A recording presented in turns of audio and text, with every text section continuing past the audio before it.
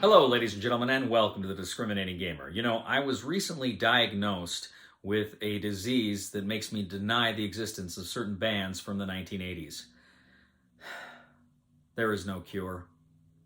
Ladies and gentlemen, today we're going to go ahead and take a look at the Heavy Firepower expansion for G.I. Joe Mission Critical from Renegade Game Studios.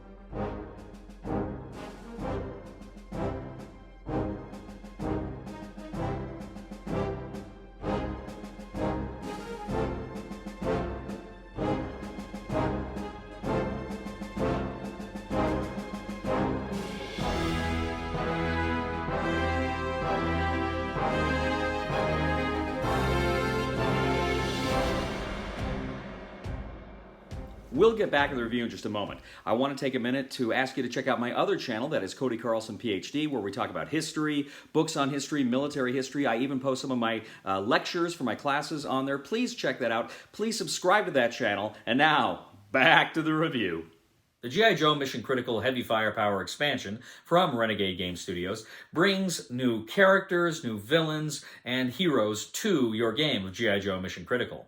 This game boasts 3 new Joes. You get Roadblock, Gung Ho, and Bombstrike. Each of these characters has their own player card with their own unique abilities, as well as their own deck of 10 cards. You've also got 2 new villains. You have the Lieutenant Scrap Iron, and then of course you have the boss Destro. Both Scrap Iron and Destro also have their own villain cards. The game also boasts 3 new vehicles. The vehicles included here are the Dragonfly Assault Copter. This card costs 6 and deals 1 damage to each enemy card.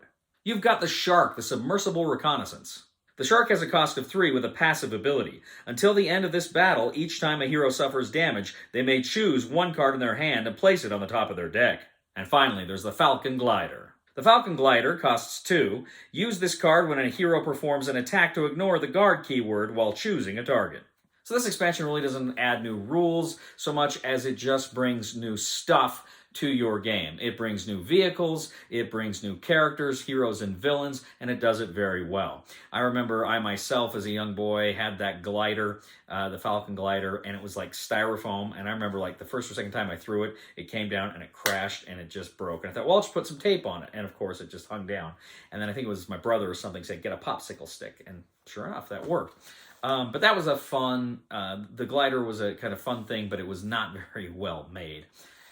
But these new cards bring some fun things to your battle. I played this through. I played a solo game using all 3 of these characters and playing through it with Destro as a boss and Scrap Iron as a lieutenant.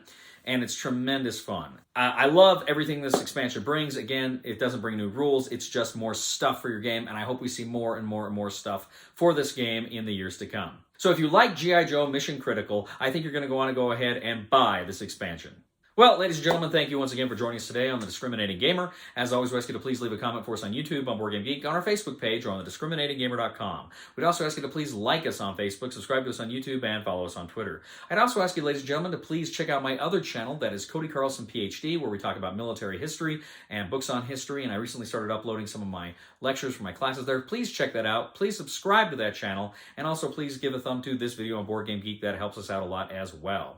You know, ladies and gentlemen, back in the 1980s, I actually had a pen pal in the Soviet Union. I asked him how he liked it there, and he said he couldn't complain.